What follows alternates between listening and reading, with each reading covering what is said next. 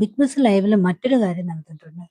രേണുസുതി ഉണ്ടല്ലോ പുള്ളിക്കാരത്തി അവിടെ ലിവിംഗ് റൂമിന്റെ സോഫയില് ഒറ്റയ്ക്കിരുന്ന് വർത്തമാനം പറയുന്ന രംഗം ബിഗ് ബോസിനകത്ത് കാണിക്കുന്നുണ്ട്. അപ്പൊ പുള്ളിക്കാരത്തി സുധിച്ചേട്ടനെ കുറിച്ച് പറയുന്നുണ്ട്.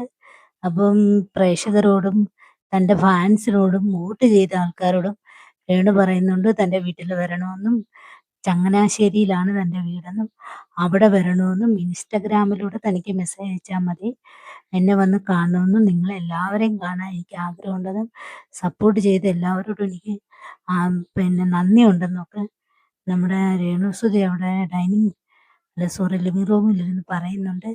അത് മിക്കവാറും ഇന്നത്തെ എപ്പിസോഡിനകത്ത് കാണിക്കും. കാരണം വെച്ചാൽ നമ്മുടെ രേണുസുതി അവിടെ കണ്ടന്റൊന്നും കൊടുക്കുന്നില്ല. ഒറ്റ കണ്ടന്റും കൊടുക്കുന്നില്ല.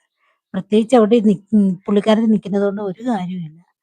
അപ്പം എന്തെങ്കിലുമൊക്കെ രേണുസുതിയെ കുറിച്ച് കാണിക്കണമല്ലോ. അതിന്റെ പേരിൽ മാത്രം വേണമെങ്കിൽ ഇന്നത്തെ എപ്പിസോഡിനകത്ത് ഈ ഒരു കാര്യം എടുത്തിടാനുള്ള സാധ്യതയുണ്ട്.